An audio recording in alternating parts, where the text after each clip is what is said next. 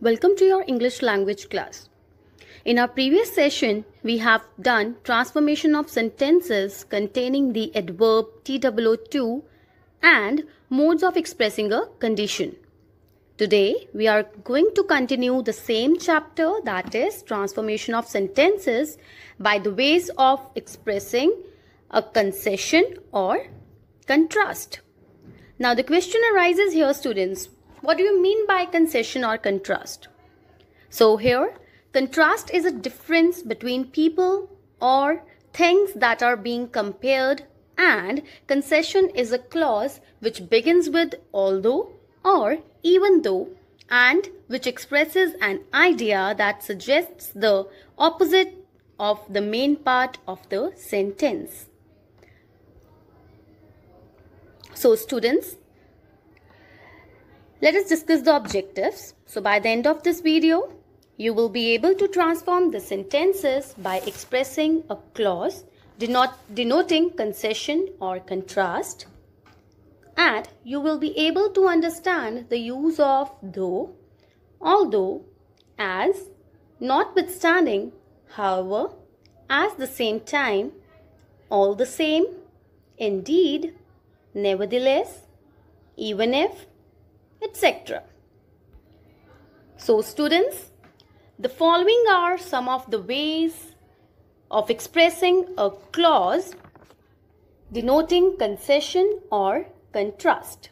So here students, the first point is by the conjunction though or although as.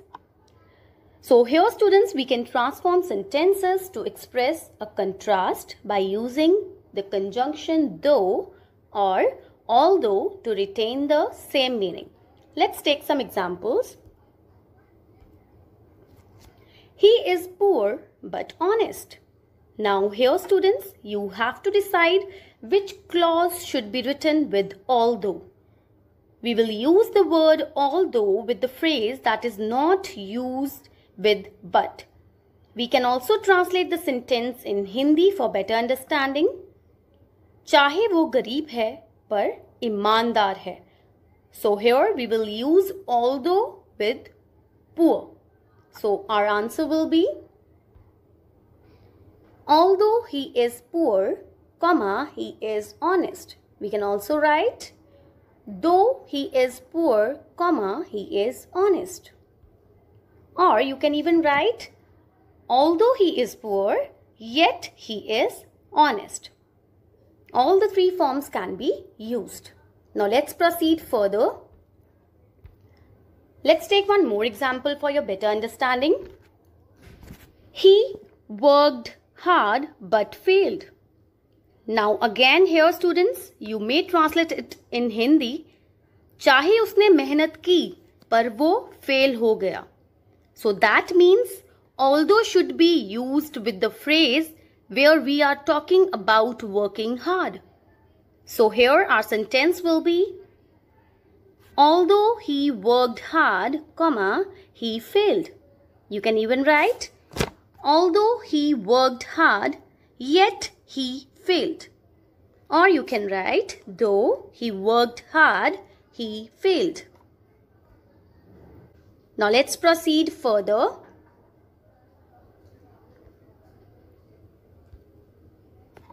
Now the second type is by the conjunction as.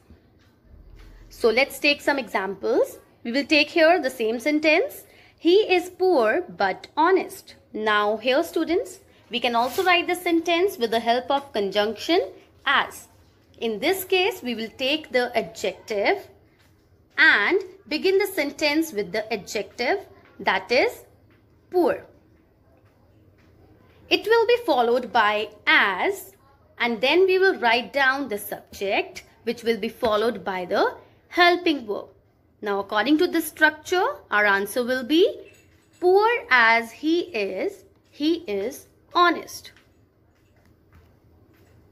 Let's take one more example. She is beautiful, but she is not vain. Again, we will begin with adjective, that is beautiful, followed by as, then subject plus helping verb.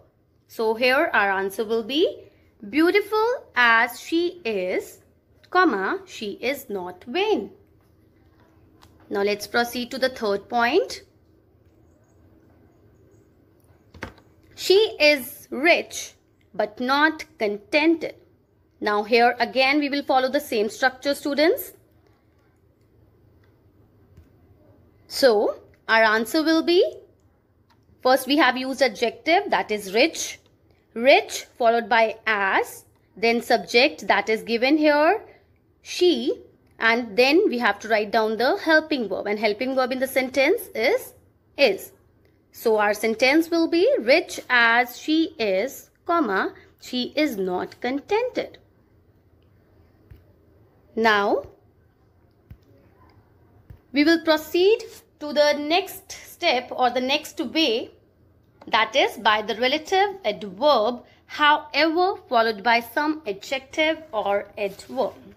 Now students, the relative adverbs however followed by an other adjective or adverb can be used to express contrast to retain the same meaning. So let's take some examples, but before that I just want to tell you that the meaning of however means to whatever extent. So along with however we will write adjective followed by subject and then the helping verb may or might according to the tense we are using. If it is in present tense, then we have to use may, and if there is a past tense in the sentence, then we have to use might followed by the principal clause. So for better understanding, just look at the example. She is rich but not contented. Now here in this example, the structure I already told you, we have to begin with however, followed by adjective, then subject, then helping verb and verb. Now here students, as you can see, the sentence is in present tense as we have used is in the sentence. So here we will use may, because as I have already told you, when we are talking about present, then we have to use may in the sentence. So our answer will be, however rich he may be, comma, he is not contented. Let's proceed further. He can try hard, but he will not succeed. Now here again we have to begin the sentence with however, and we can see we have used can here, that is the present form of verb. So we will use may in the sentence.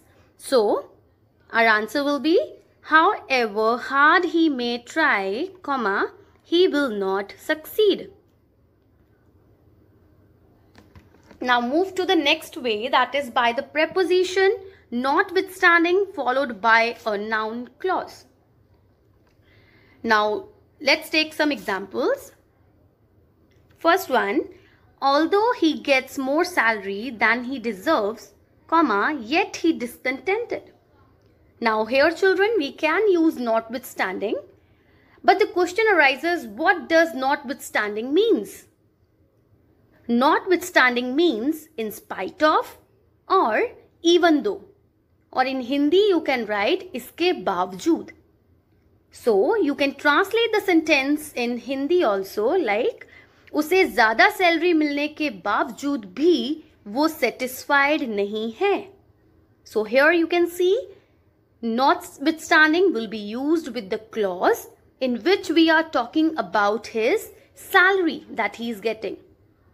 So we can begin the sentence with notwithstanding as, notwithstanding that he gets more salary than he deserves, comma, he is still discontented. Or you can write, he is still discontented notwithstanding that he gets more salary than he deserves. Let's take one more example. Even though the weather was bad, comma, they left for their road trip. Now here we will change even though into notwithstanding that. So the answer will be, Notwithstanding that the weather was bad, comma, they left for their road trip.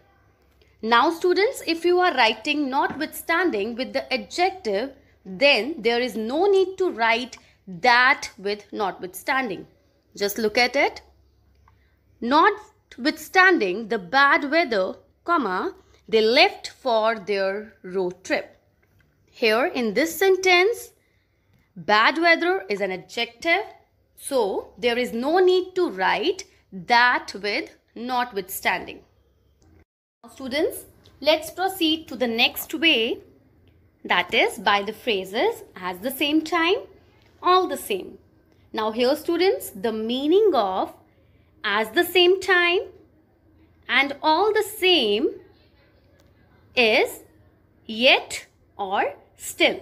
So let's take some example. He is rich, still he is not proud. So here you can use he is rich, semicolon, at the same time he is not proud. Or you can even use he is rich, semicolon, all the same he is not proud. Now here you can see at the place of still we have used at the same time or all the same. But keep in mind that you have to use semicolon before at the same time or all the same.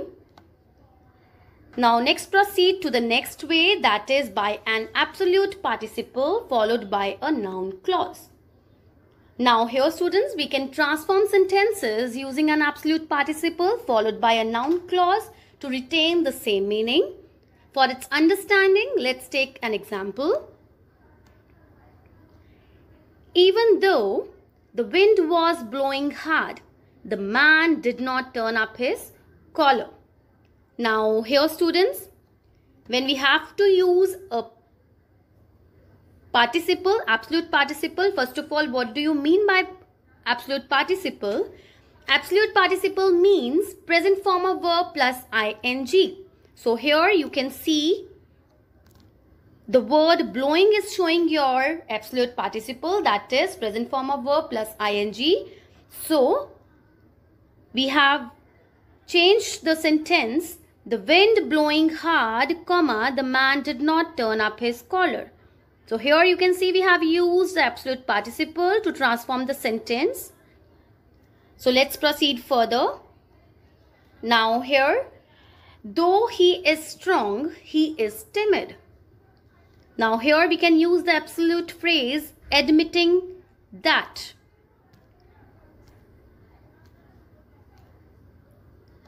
So we agree that he is strong, at the same time he is coward or timid. So we can say admitting that he is strong, comma, he is timid. So here you can see we have used an absolute phrase, that is admitting that. Now let's proceed to the next way, that is by the adverb indeed followed by the conjunction but. Again here students, the adverb indeed followed by a conjunction but and can be used to express contrast to retain the same meaning in the sentence. Let's take some example. Although he is rich, comma, yet he does not help the poor. Now here students, you can transform the sentence by using the adverb indeed. So here it will be he is rich indeed, comma, but he does not help the poor. Let's take one more example. But here you can see with indeed we have used a conjunction but. Let's take one more example like this. Though Mary was very tired, she cooked dinner for the whole family. Now here again we have to use the adverb indeed, and as I already told you, with indeed we have to write down but. So our answer will be Mary was tired indeed, comma, but she cooked dinner for the whole family.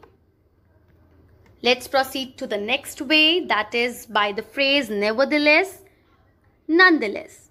Now students, nevertheless and nonetheless can be used to frame sentences expressing a contrast. Now instead of writing still, we use these words. So you can say nevertheless, nonetheless, notwithstanding, although, it all means the same. And in Hindi you can write fir bhi. The meaning of nevertheless, nonetheless, all these words means fir bhi. Let's take example for better understanding. Bali is my friend, still I do not trust him. So here at the place of still you can use nevertheless. So our sentence will be like, Bali is my friend, nevertheless I do not trust him. Now here you can see at the place of still we have used nevertheless. Let's take one more example. Jenny works very hard, still she is unsuccessful. Now again here at the place of still you can use nevertheless. So it will be Jenny works very hard, comma, nevertheless she is unsuccessful. Or you can use Jenny works very hard, nonetheless she is unsuccessful. Hope it's clear. Let's proceed to the next point, that is by the conjunction even if. So let's take example. It is raining but I will come. Now here students, it is a contrasting situation. Normally when it rains, we avoid going somewhere. But here we are saying that I will come even if it rains. So here the correct answer, or you can transform the sentence like, I will come even if it rains. Let's proceed to the next example. Such a reform would not take the country far, though it were necessary. Again here, at the place of though, we can use even if. So our answer will be, such a reform would not take the country far, comma, even if it were necessary. So students, hope you all are clear with all the ways that how to transform the sentences. Now your homework is solve the exercises given in your SNAP homework. Thank you students. Have a nice day.